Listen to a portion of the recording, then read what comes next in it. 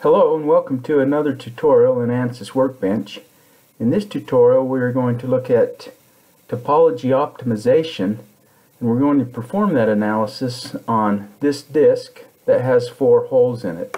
It is just simply a thin disk. We'll put a torque on this outside surface and we will hold the disk from spinning by fixing these 4 holes. So let's go ahead and begin with the tutorial. So as usual, after opening ANSYS Workbench, we will click on Static Structural, drag and drop it to the Project Schematic window. Then we will double click on the Geometry to open Space Claim.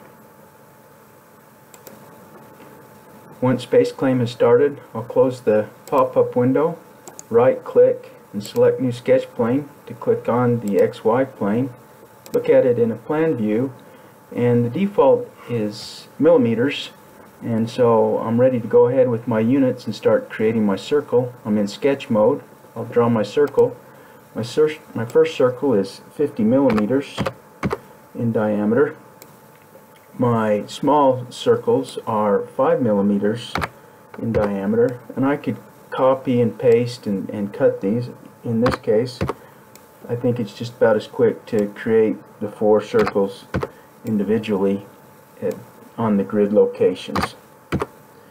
So now I have all my circles created. I can escape out of the circle and rotate my body. I can come and pick on Pool, select the body, and I'm going to move this 3 millimeters. Now you can see over in my structure tree I have a solid and I have these surfaces. I'm not going to need those surfaces, so I can either delete them here or deactivate them. In this case, I'll simply delete them by right-clicking on surface and then left-clicking delete. Now the only thing that will be brought into ANSYS Mechanical is this one solid, and I'm ready to bring that in.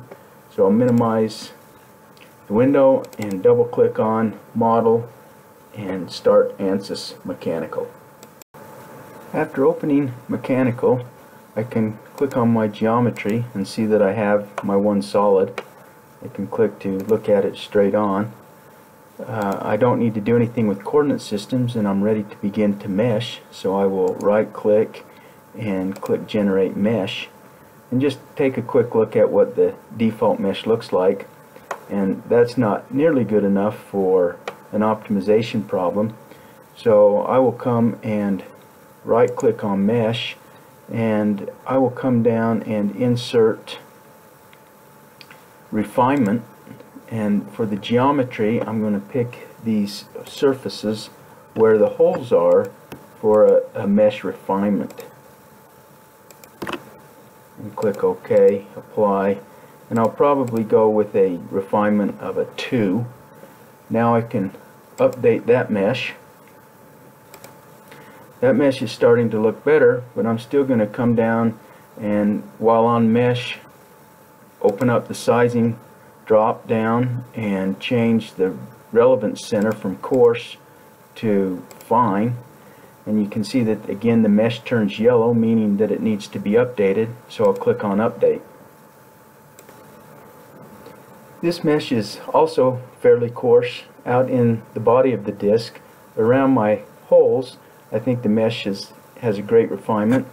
So I'll come down here, and under Mesh I will click on the size function. Instead of using adaptive, I'll use proximity curvature, and then click Update to update the mesh again.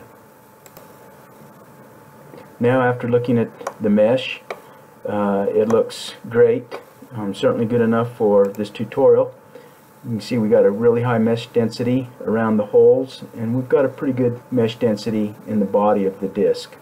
So we'll go ahead and perform a static analysis.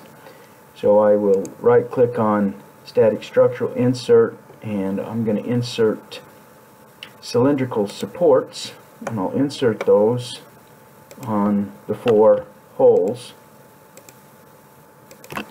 Click Apply, and I'm actually going to free the tangential boundary condition on those holes.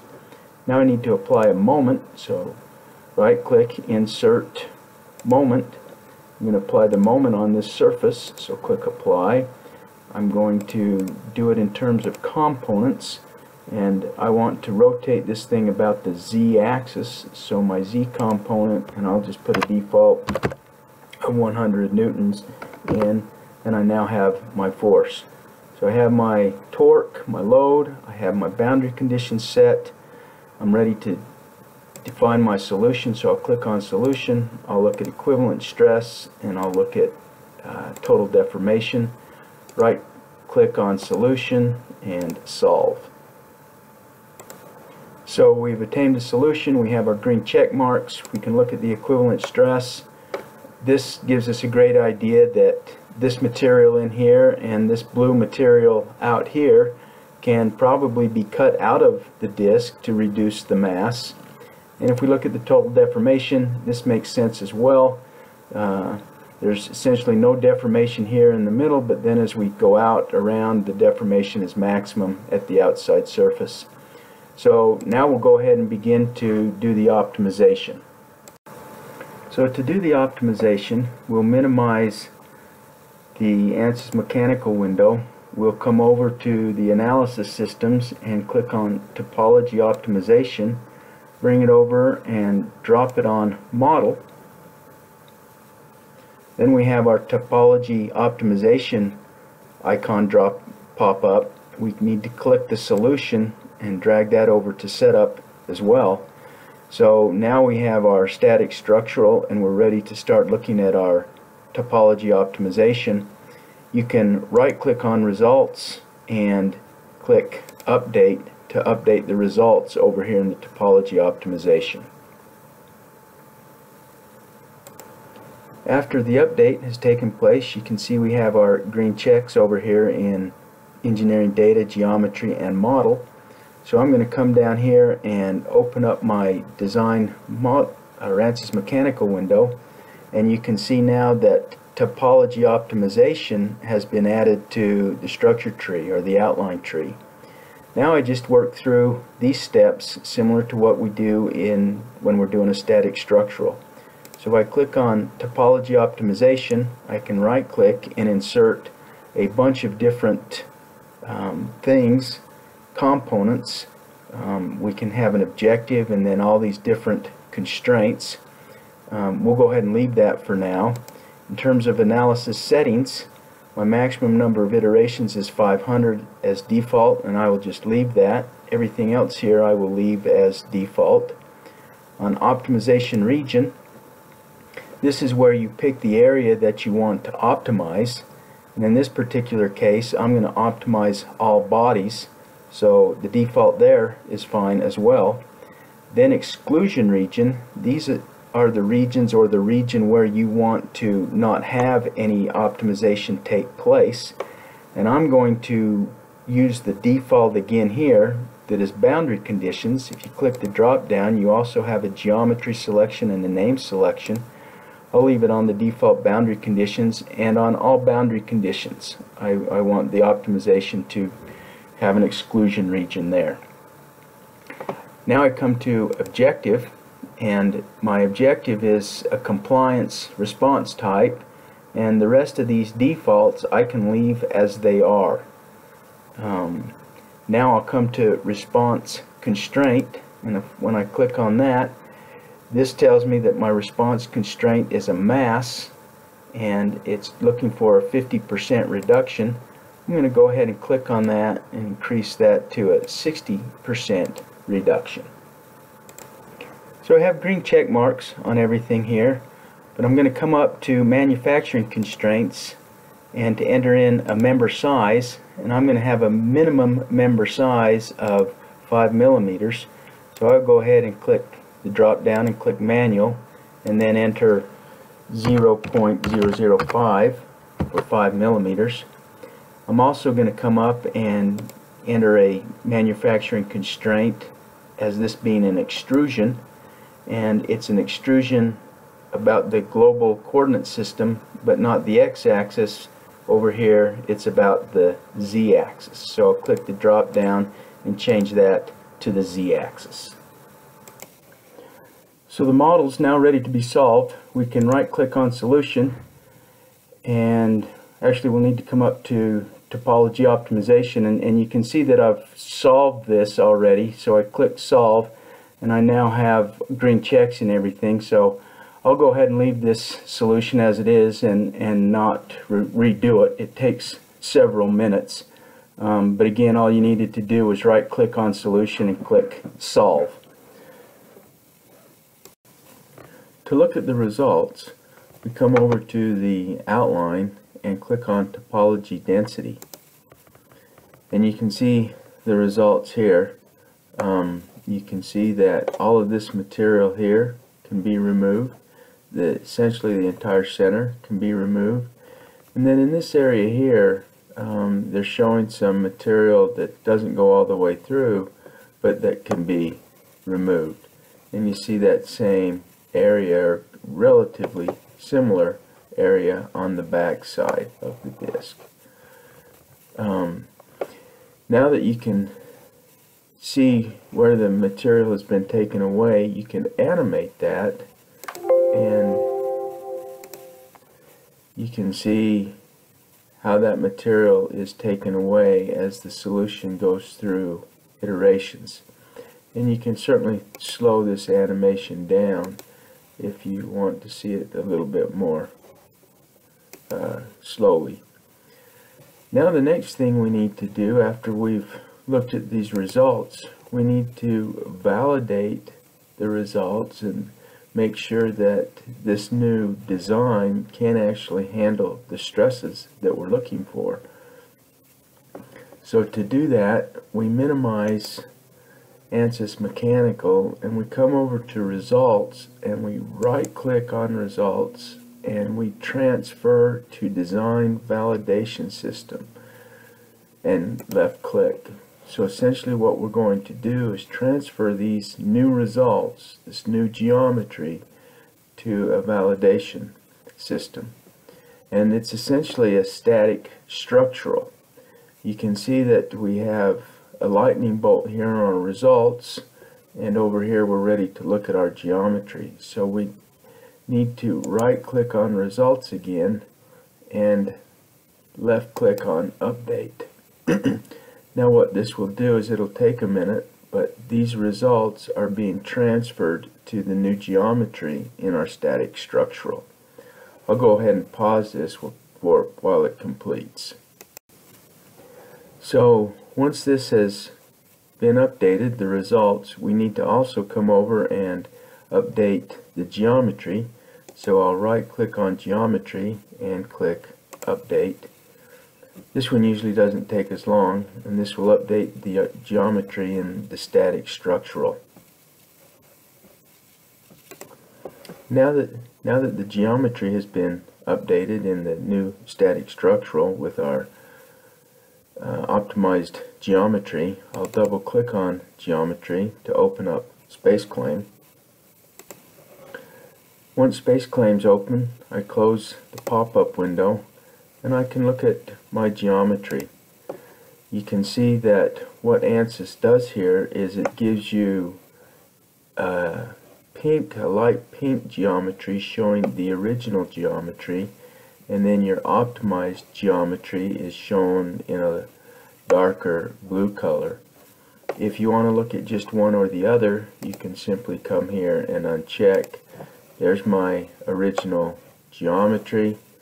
Now I can unclick this one and unclick the top one, and I'll get rid of the view for the original geometry, and this is the optimized geometry.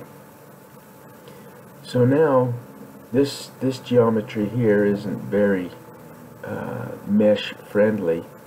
It would be difficult to get a very good mesh to fit this. It also wouldn't be very easy to manufacture. So what I typically do now is delete all of the lines and redo the geometry with ANSYS Workbench. So I go into the sketch plane and I want to look at this sketch plane, so I'll click there. Now you can see all these lines have been made, and in many cases you'll be able to just smooth those lines and have a pretty good result. In this case, that doesn't give us a very good result. And so I'm actually going to come in and delete all of these lines and use basic geometry. So I'll come and select them. Probably need to be in design, select, right click, cut. Now I can go ahead and start to build my other geometry, and to do that I'm just going to come to this design sketch mode, and for example I'm going to put a circle in here. I'll make a circle, looks like about 7 millimeters in diameter, so I'll enter that, and then I'll move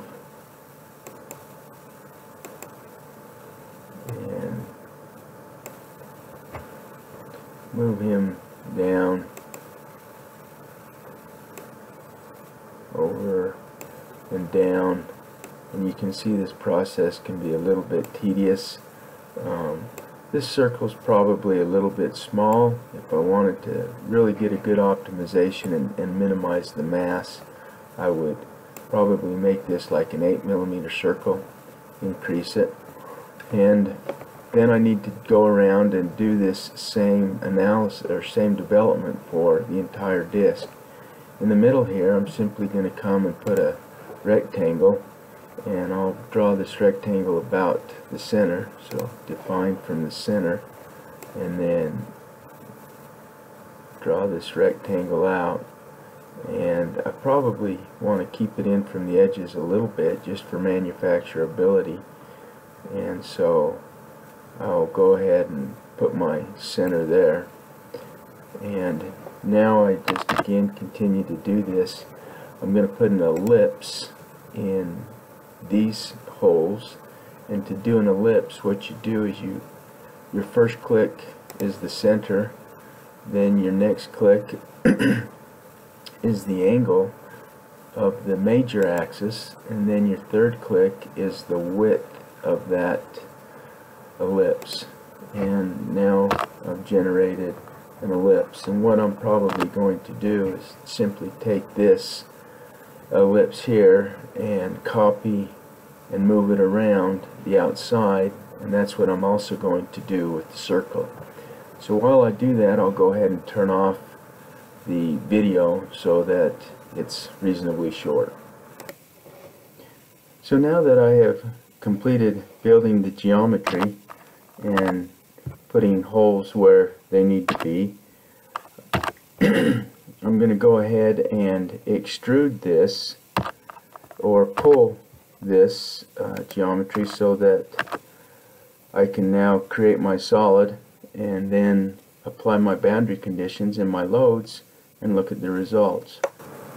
So once you have the geometry built, you're ready to pull it and apply boundary conditions and loads, and then look at the new results to validate the geometry. But before doing this, I just want to point out that since we deleted all of the lines, we had to generate a new outside line as well as generate these lines or circles for the holes. So now that we have them, we can go ahead and pull this into a new geometry. To do that, I'm going to get rid of everything that I'm looking at except the lines. So if I come over here and unclick that system, now all I'm looking at are the lines of what I want to extrude or pull. So I can come and click on pull, come down and highlight this body and pull it, and this was 3 millimeters, so I'll go ahead and type in 3 millimeters. Now I have the geometry that I want to make sure will carry the loads that I initially had. So to come up here, I'm going to make sure I have this solid active. These surfaces, I will right click and click on suppress for physics, and these should already be ready to be suppressed for physics, and this one's deactivated, so I'll go ahead and just leave it. So now I'll also get rid of looking at those surfaces, and I'm ready to go ahead and apply my boundary conditions. So I'll rotate this so I can get to those surfaces a little bit better. My geometry's good. I'm ready to minimize this and go into ANSYS Mechanical. So I'll minimize the window, double click on Model. Yes, I will read the upstream data. So I click on Yes, and Mechanical is starting.